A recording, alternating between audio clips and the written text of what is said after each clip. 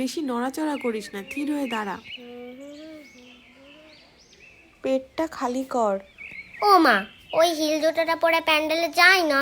আচ্ছা যাস খুনি, তবে ছিঁড়ে না যায় দেখিস। ও মা, আমার যেন সবার থেকে সুন্দর লাগে, এমন করে সাজিয়ে দাও। সাজ দেখাতে যাচ্ছ নাকি পুজো দিতে যাচ্ছ? তোর কি তাতে, আজকে সবাই সাজবে। ও মা, তাহলে আমাকে কখন সাজাবে? শুধু তো দিতে গিয়ে সাজিয়ে যাচ্ছ। আচ্ছা তুই প্যান্টটা পরতে থাক, আমি যাচ্ছি। ও মা, ওই জিন্সের প্যান্টটা তো? হ্যাঁ, আজকে জিন্সের প্যান্ট কেউ পরে, পাঞ্জাবি পরতে হয়।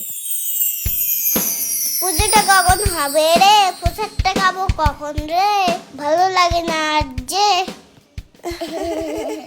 এই তোকে না হেব্বি লাগছে। তোকেও খুব সুন্দর লাগছে।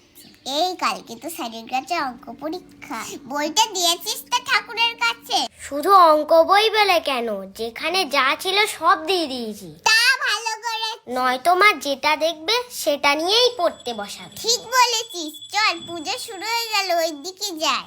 ও পড়তে মনে বলে সব বই দিয়ে দেওয়া ঠাকুরের কাছে?